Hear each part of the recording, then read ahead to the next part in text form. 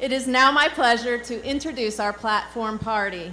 Dr. Sherry Everett, Appalachian State Chancellor, Mr. Edward Boyles, Managing Director, Wells Fargo Securities, and the son of the late Harlan E. Boyles, and today's featured speaker, Dr. Bonnie Schaefer, owner of Westglow Resort and Spa and former CEO of Claire's Stores. I now invite Chancellor Everett to bring greetings.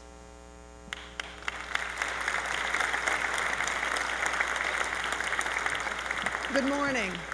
Thank you, Dean Norris. It's my pleasure to join you today, and I'd like to express my thanks to the business leaders, faculty, staff, students, and special guests who are in attendance today. We are honored that you have chosen to take time out of your busy schedules to be here on Appalachian's campus. Your commitment to Appalachian State University is important to us, and as Dean Norris mentioned, hearing from and engaging with business leaders help prepare our students for their future. Dr. Bonnie Schaefer is a special friend of our university, and I know you will greatly enjoy hearing from her. I would also like to thank Mr. Edward Boyles for his ongoing support of the Boyles Distinguished CEO Lecture Series and Appalachian. He has been a great advocate and friend to Appalachian for many years. We're delighted that you've joined us today. Dean Norris will now introduce our featured CEO speaker.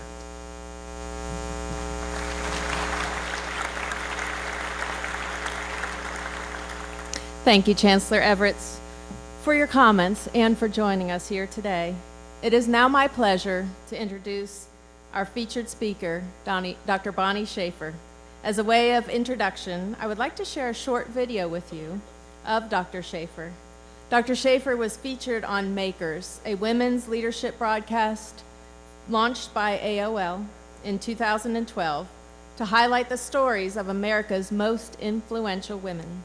Makers is one of the largest collections of women's stories ever assembled and features the stories of prominent women, including former Secretary of State Hillary Rodham Clinton, media mogul and philanthropist Oprah Winfrey, network news pioneer Katie Couric, Facebook Chief Operating Officer Sheryl Sandberg, and comedian Ellen DeGeneres, and U.S. Supreme Court Justice Ruth Bader Ginsburg, to name just a few.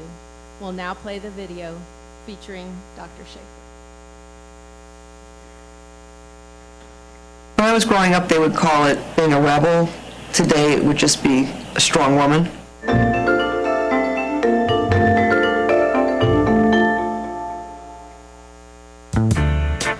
I thought I could do anything. My mother didn't think I could. My parents were old school. Their attitude about women growing up and women in the workplace was far different than it is today. I grew up in the days of I Dream of Jeannie, where she would pop out of the bottle and call the guy master. You know, what kind of message does that send? I got married when I was 23, and I was married to a very violent man. Violent and angry and physically, abusive. But it didn't occur to me that I could live on my own and be a strong woman until I began to see more and more of a presence of that strong woman. And it was really embodied in Gloria Steinem. I thought, wow, who is this woman? I need to listen to her. It gave me the strength to walk away from a horrible situation, walk away and never look back.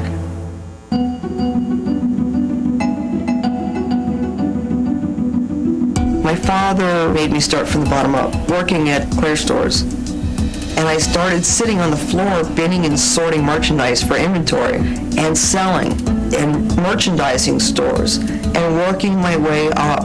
And it was very difficult because I was working in a company of men in suits sitting around a table going, what does the woman want?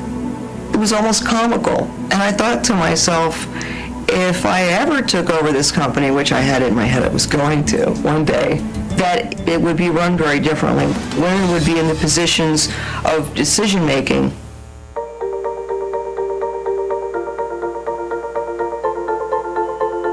My father had a stroke in 2002, and my sister and I stepped in. We were promoted to acting co-chairman and co-CEOs, put on a kind of probation period by the board. And I think if we were men, I know if we were men, it wouldn't have been acting. It would have been a no-brainer. We knew exactly what we were doing. And we had amazing results. We more than doubled, almost tripled shareholder value. We were able to replace a lot of the positions that were held by men. We had a female COO, we had a female head of marketing, female head of construction, a female head of real estate. We were able to have females run a company geared to females.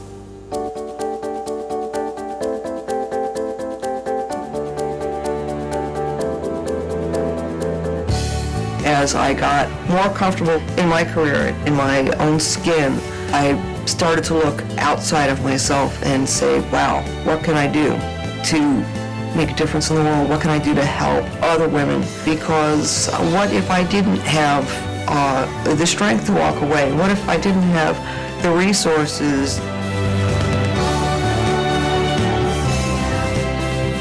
It was absolutely surreal.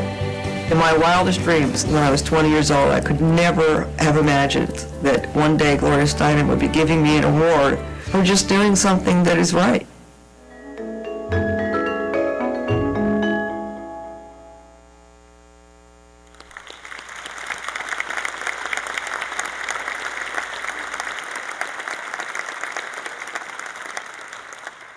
Just a little bit more about Bonnie. Spending the summer months in North Carolina, Bonnie is involved in many of the High Country's community organizations.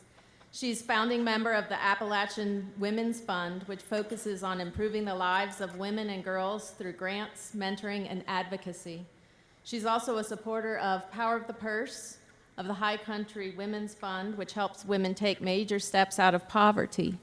Bonnie and Jamie are also dedicated arts patrons whose longtime support and generous sponsorship of an Appalachian Summer Festival led them to provide a major gift to transform Farthing Auditorium into a state-of-the-art performance venue, the Schaefer Center for the Performing Arts.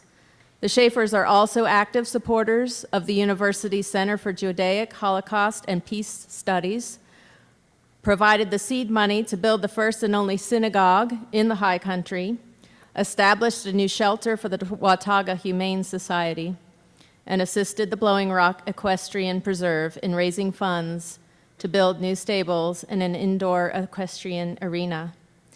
We are so very fortunate, Bonnie, to have you here with us today, and it's now my pleasure to introduce you to our audience, Dr. Bonnie Schaefer.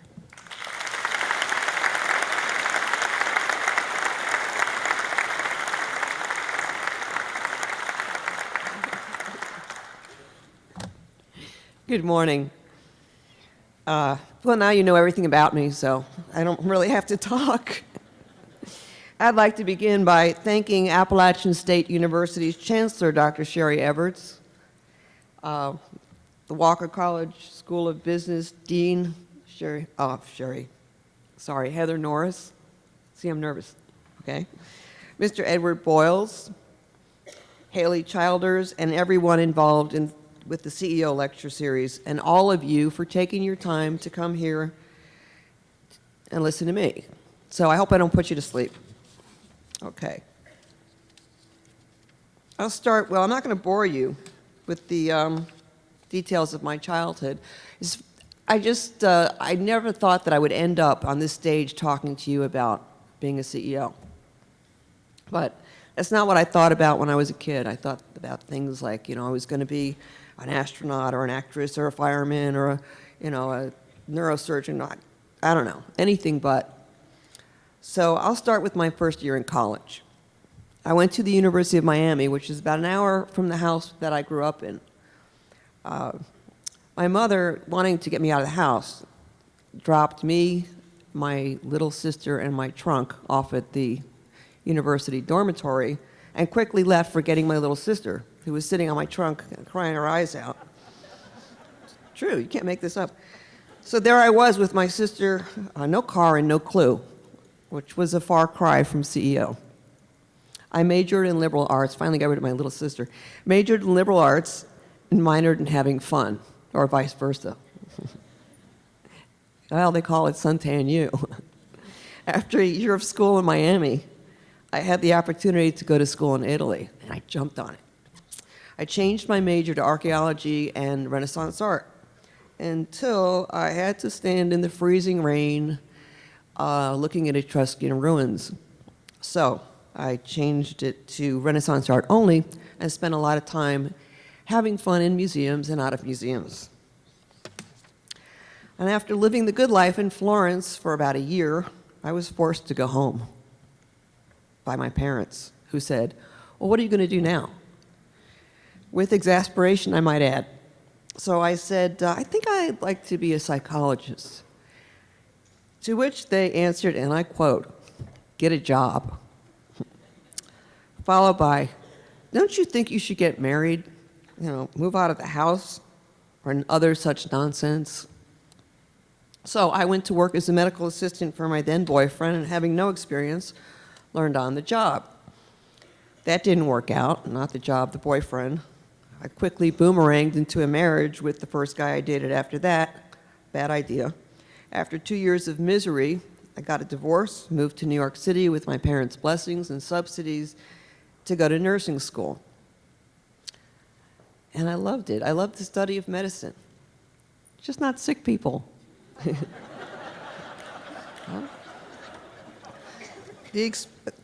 True story. The experience of clinical rotations in the hospital was a veritable nightmare for me. A perfect example, I don't want to gross anybody out, but I had to do a fecal depaction under the guidance of my nursing instructor, 4 classmates, and right in the middle of it, I became nauseated, and I pulled my gloved hand out and over my head. Now, this was New York City, okay? Over my head, you can't make this up, ran down the stairs and all the way out to First Avenue, followed by my nursing instructor and 4 nursing students and a bunch of taxi cabs thinking I was trying to hail a cab when all I was trying to do was to get this thing as far away from me as possible. I hated it. I hated nursing school. I cracked the chancellor up. So I ran all the way back, the 4 blocks back to the dormitory, and I became a bona fide germaphobe. Now, you may be asking yourselves, what does this have to do with being a CEO? Nothing. My father had a company that started out small, expanded, and went public. He gave me a job working in the business, and then he fired me for my less than stellar work ethic. So I went on a job search, which was a lot of fun. Now, mind you, I was still young and still clueless with no experience. So I begged for an entry-level position with a company that was a subcontractor for IBM in Boca called HLYO. And I got a roommate to offset expenses and realized that, I was on my own. So after 1 year of working my way up in this little tiny company, in a little cubicle, my father hired me back.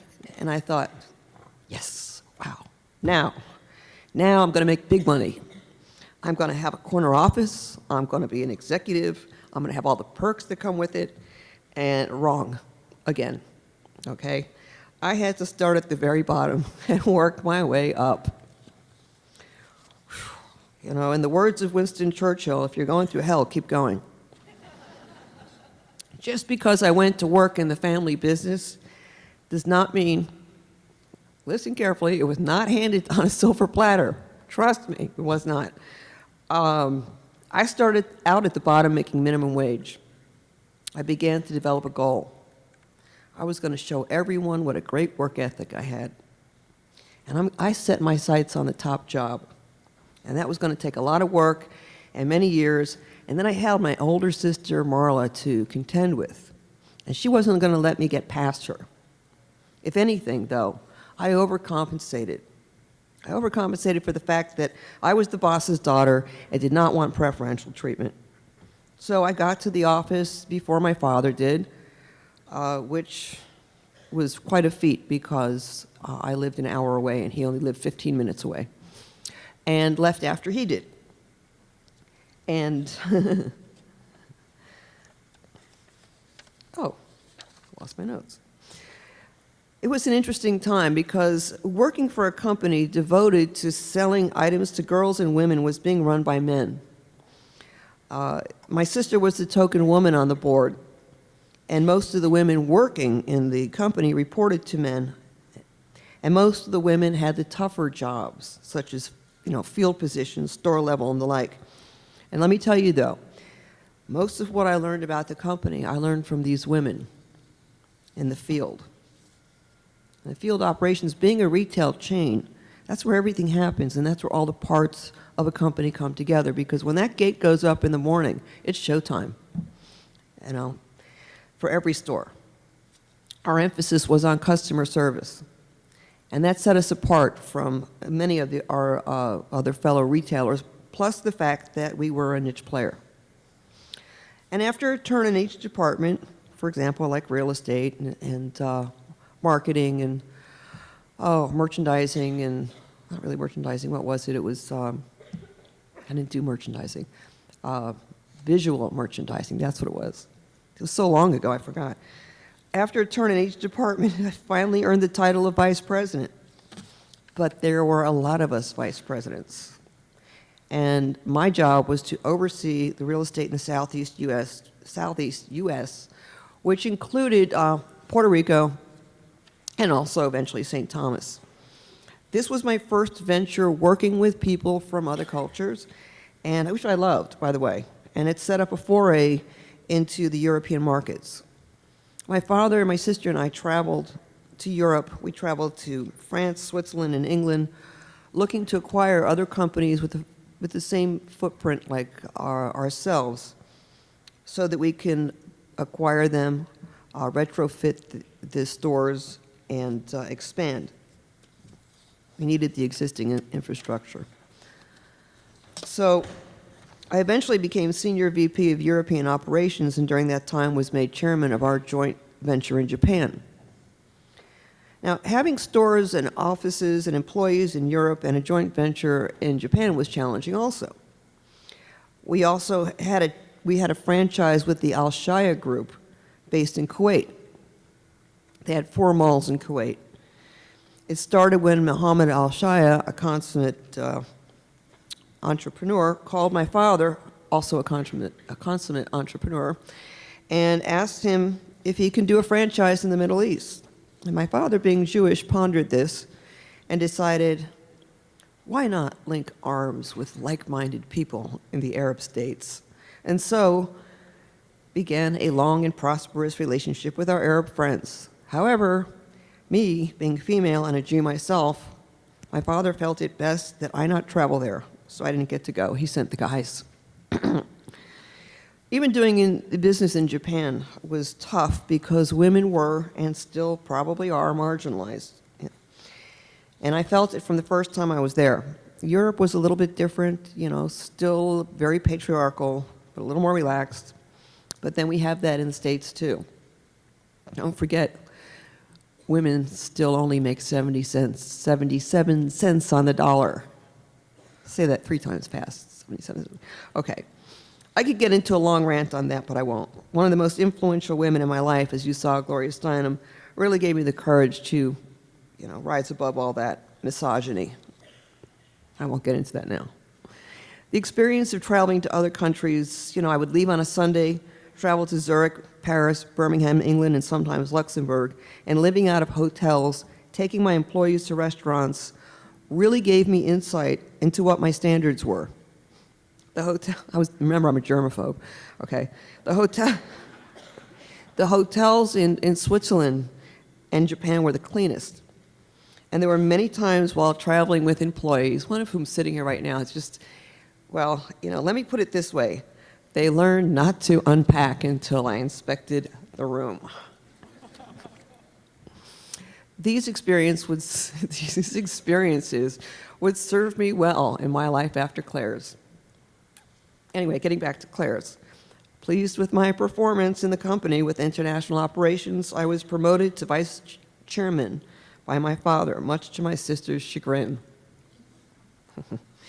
Let me digress for a minute and tell you that the challenges of working for a family company were vast. Not only did I had to contend with employees that didn't want the boss's daughter around, that included my sister. For a time, she got used to it. But there were people, mostly men, sorry guys, okay, who were constantly jockeying for position and promotion. And then there was the board of directors. I was invited to join the board, and I could tell they just weren't pleased. Having two Schaefer sisters working and now on the board, wow. But then again, my father was a very formidable man that nobody was willing to go up against, including me. I once told my father I'd like to become CEO, and he retorted actually, "That's my job." Okay. Eventually, it happened under unfortunate circumstances. My father had a stroke in 2002, and my sister and I clung to the hope that he would recover and get back to work. He was 87 at the time. In the meantime, our board reluctantly named my sister and me acting CEO and co-chairman. We were shocked. What did acting mean? We were actually doing it. Dividing up the responsibilities, we certainly knew this company better than any outsider. The board wanted to search for a new chairman/CEO, so we showed them we could do it ourselves. So we began to my sister and I made necessary changes within the company by promoting the best of the best people to positions in which they could help to facilitate growth, and then focused on succession planning for everyone. The lessons I learned was that nobody is indispensable, and that we certainly weren't about to go out of business if one or more key people left, or if anybody left, for that matter, or became ill, etc. The fact is that it happens all the time, and if there's no understudy, if you will, what then? And so we stressed that everyone had to train their replacement. Now, I know this sounds really harsh, but how else do you move up? How else do you move up the ladder if there was nobody behind you to move in?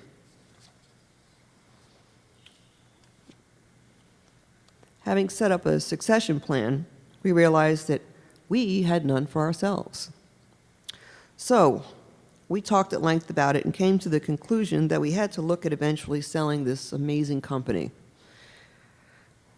It was, sad because our father founded it and passed it on to us, and it was a painful process because as big as the organization was, and it was really big, it was still a family to us. And being a public company, trading on the New York Stock Exchange, we owed it to our shareholders. We also owed it to ourselves. Working hard, never resting on our laurels, took its toll, and we approached the board with this suggestion. Now, let me tell you, that wasn't easy. The board referred to the two of us middle-aged women as the girls. Nice. Okay. Let me digress for a moment. We were under intense pressure to comply with the new SEC rule Sarbanes-Oxley. Even though we were already in compliance, we were still under pressure to comply. Can't figure that out. Thank you, Enron, Arthur Andersen, and the rest of the companies that wrought Sarbanes-Oxley. Anyway, we enlisted Goldman Sachs to help with the sale, and once word got out that we were selling, we received some interesting phone calls, one of which I will tell you about anecdotally. There I was in my office, and a call came in from two of my father's friends. It went like this: "Hello, Bonnie, darling." Big red flag. Big, big, big red flag. Now, I won't mention names because both of these men had huge companies, and thus they're very high profile. So it went like this: "So-and-so and I want to help you girls," there's the girls thing again, "with the sale." And I said, "Wow, gee, thanks. Wow, call this number." It was the number of Goldman Sachs. And ask for Jack Levy. Tell him what you just told me. I never heard from the men who so badly wanted to help me again. I won't go into the details of the sale, but that was a tough time. But suffice to say, it was a hard choice, like giving away a huge piece of ourselves. We consummated the sale in May of 2000 to a private equity group. I can only say for any of you who have seen the movie The Intern, it's not a great movie, but that Robert De Niro's line towards the end of the movie, spoiler alert if you haven't seen it, not a great movie, was his line to Anne Hathaway's character was that no one can run your business like you can. And so we left it in the hands of a company that did not run it like we could. They didn't have the passion, they didn't have the love, they didn't have the care, they didn't have the family culture. Everything changed. So, many long-term employees left. One is sitting right here in the audience, our former COO. Working alongside people for so many years forges some unbreakable bonds. I missed my former life terribly because of the people. When the company was sold, we had over 3,200 stores on 4 continents, tripled shareholder value, had 16,000 employees, give or take, and a few. And when Claire's was sold, it was fortunately one of the last big mergers and acquisitions before the window more or less closed on private equity's big deals for a time. Then this country hit a huge recession. We were out. Yay. A year and a half before the sale, my wife, Jamie, and I purchased Westglow Resort and Spa.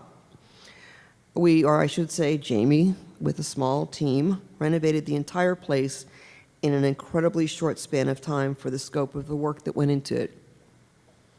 We then set our sights on making the spa and the restaurant, which we named after my father, world class. It was so great to be able to take the experiences from Claire's and use them at Westglow, like cleanliness, customer service, and the family culture that we enjoyed at Claire's. In time, we became inducted into the prestigious Relais and Chateau Association. Spa Finders named us best in several categories. Travel and Leisure named us number 6 best destination spa in the world. Condé Nast named us number 7 best destination resort and spa in the world. I don't know why they didn't talk to each other. There have been many other accolades over the years, and you can find them on our website, www.westglow.com. www.westglow.com. Okay. I'm very proud of my wife, my amazing wife, Jamie, and all of our employees, just as I was proud of my team at Claire's. So I've been very blessed in my life and in my retirement. Even before my retirement, for that matter, I've had the opportunity to get involved in many causes dear to my heart, some of them globally, some locally. It's always been a tradition in my family to give back. This is what my late father stressed to his children when he was alive. So I am involved in a myriad of causes, including women's issues, Jewish causes, animal rights, human trafficking, domestic abuse, the arts, and health issues. Let me say a word about human trafficking. It has become such a lucrative business all over the world. One of the reasons is because people are recyclable. Unlike drug trafficking, people can be used over and over and over again. I've been to brothels in Africa, India, and Nepal, traveling with Equality Now, APNIAP, and Donor Direct Action Fund. I've also attended conferences where the horrors of the trade were exposed in a most graphic and unsettling manner. This is reality. Little girls, children, including little boys, and of course young women, are lured by the promise of a better life. Where'd that come from? Lured by the promise of a better life, or just sometimes kidnapped off the street, as depicted in the Little Scene movie Trade. Trade was based on a true story and shows how a child is kidnapped, drugged, smuggled across the border from Mexico to the United States, and sold on the internet to the highest bidder. And it's happening now, even as we speak, right here in the United States, all over the world, as well as all over the world. Ending sex trafficking is not an easy fight. It requires so much, and no matter what we do, it's still only a drop in the bucket. The United States is responsible for 25% of sex tourism. So we're a quarter responsible for what happens out there. Amnesty International is trying now to legalize prostitution and all over the world, which is really a travesty. I'm not going to go into that. Okay. In 2012, segue right into that, I received an honorary doctorate. Finally, I'm a doctor without sick people. In humane letters, a doctorate of humane letters. Okay, right here on this, no more fecal depactions. Right here on this stage in ASU, from ASU rather. Ironically, I'm now on the board of a hospital in Miami, having gone to nursing school, worked as a CEO, and having an honorary degree. Full circle, so my path, albeit circuitous, brought me to this stage today. This brings me to the conclusion of my lessons learned along this circuitous path, which is always find something you love to do and it will never be boring. Never let anyone tell you, I see people leaving, I've bored them. Okay. Never let anyone tell you that you can't. The only person holding you back is you, so if you don't go after what you want, you'll never have it.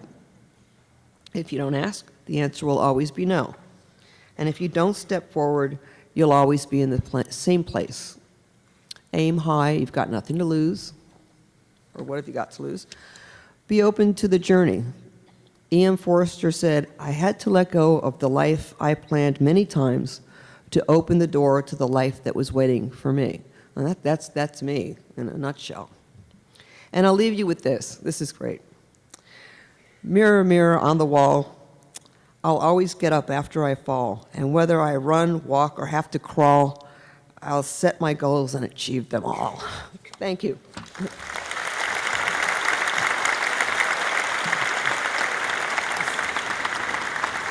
Oh, sit down.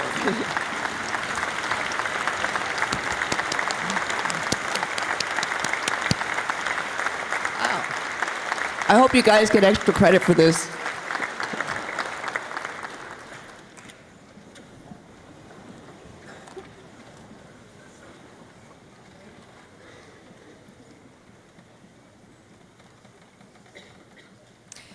Thank you, Dr. Schaefer, for sharing your amazing story, and you are a true inspiration. Our students had the opportunity to submit questions and enter a contest to win an iPad mini. And I think the winning person is Brooke Cohn. Are you here, Brooke? There she is.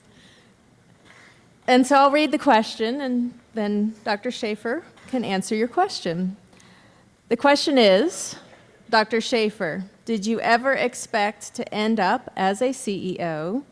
Did you believe you always had the confidence to do that, or did you gain that confidence through your previous positions in the company?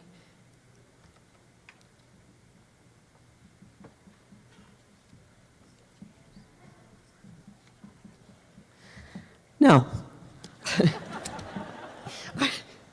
I never thought I'd end up as a CEO. I never wanted to work for my family. I never thought I'd end up in the place I did, seriously.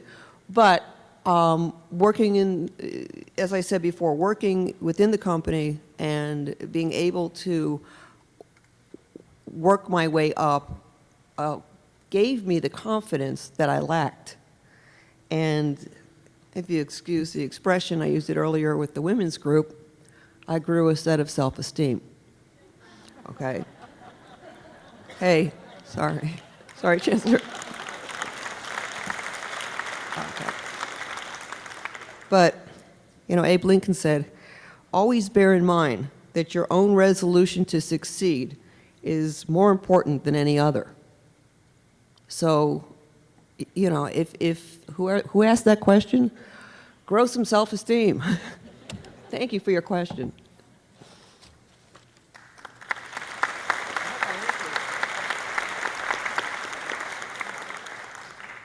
Bonnie, thank you again for your inspiring comments and for taking the time to share your experience with our students. Please join me in another round of applause for Dr. Bonnie Schaefer.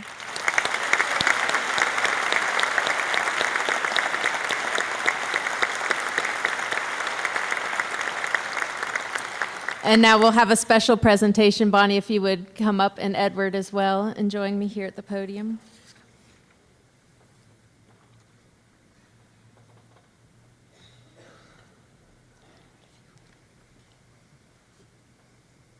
The symbol of the Boyles CEO Lecture Series is the American eagle. This eagle symbolizes strength, gracefulness, keenness of vision, and power of flight. Bonnie, your passion for what you do clearly comes through, and you possess these characteristics. We are pleased to present you with this crystal eagle in appreciation for your participation in today's event, and it is our honor and pleasure to have you here with us today. I cannot thank you enough for what you've shared with us. Thank you.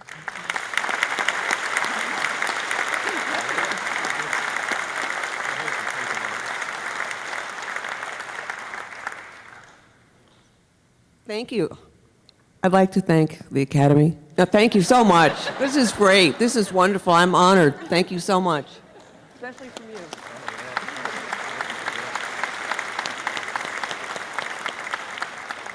I'd like to say a special word of thanks to our students, faculty, staff, and special guests for attending today's lecture.